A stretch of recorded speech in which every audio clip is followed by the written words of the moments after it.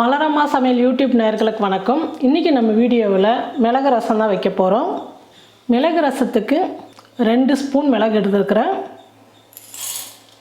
1 spoon சீரகம், ஒரு 6 பல் பூண்டு இதில் சேர்த்துக்கலாம். கொஞ்சம் நைஸாக அரைச்சி எடுத்துக்கலாம். மிளகு சீரகம் பூண்டு நல்லா அரைச்சி எடுத்துக்கிட்டேன். ரசம் தாளிச்சிக்கலாம். பாத்திரம் நல்லா சூடு ஏறிடுச்சு.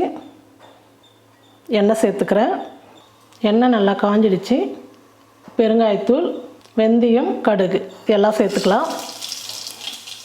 வரமிளகா ஒரு 2, நம்ம அரைச்ச மிளகு சீரகம் சேர்த்துக்கலாம். மஞ்சள் தூள், கருவேப்பிலை, நான் ஒரு 3 தக்காளி எடுத்து கையிலேயே நல்லா பிசைஞ்சு வச்சுருக்கிறேன். அந்த தக்காளி விழுது சேர்த்துக்கிறேன்.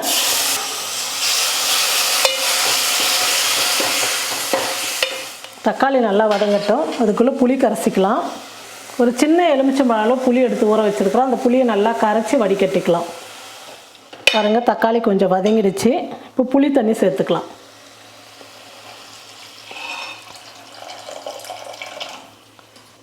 உப்பு தேவையான அளவுக்கு சேர்த்துக்கிறேன்.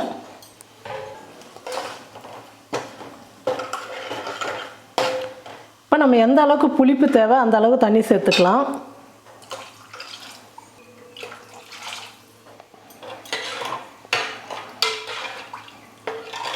மிளகு ரசம் உடம்புக்கு அந்த அளவுக்கு ரொம்ப நல்லது. குளிர்காலத்தில் மழை காலத்தில் மிளகு ரசம் வச்சு சாப்பிடும்போது உடம்பு ரொம்ப நல்லாயிருக்கும். புளிப்பு எல்லாமே கரெக்டாக இருக்குது. ஒரு 1/2 ஸ்பூன் சர்க்கரை சேர்த்துக்கிறேன். நான் எந்த ரசம் வச்சாலும் கொஞ்சோண்டு இனிப்பு சேர்த்துக்குவேன். ஏன்னா ரசத்தினுடைய ருசி கூட்டி கொடுக்கும். ரொம்ப நல்லாயிருக்கும் அந்த ரசம் சாப்பிடும் போது. அதனால் கொஞ்சமாக சர்க்கரையோ இல்லை சின்னதாக ஒரு துண்டு வெல்லமோ ஏதாவது ஒன்று சேர்த்துங்க. ரசம் நல்லா கொதிக்கட்டும். பாருங்கள், மிளகு ரசம் நல்லா கொதித்து வந்துடுச்சு. இப்போ ஸ்டவ் ஆஃப் பண்ணிடலாம்.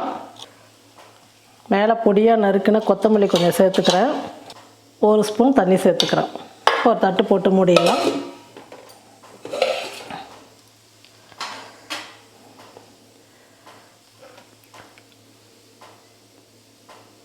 பாருங்கள், சூப்பரான மிளகு ரசம் ரெடி ஆகிடுச்சு. நீங்களும் உங்கள் வீட்டில் இந்த மாதிரி மிளகு ரசம் செஞ்சு பார்த்துட்டு எப்படி இருக்குன்னு சொல்லிட்டு மறக்காமல் கமெண்ட் பண்ணுங்கள், ஷேர் பண்ணுங்கள், லைக் பண்ணுங்கள், சப்ஸ்கிரைப் பண்ணுங்கள். பக்கத்தில் இருக்கிற பெல் பட்டனை கிளிக் பண்ணுங்கள். நன்றி.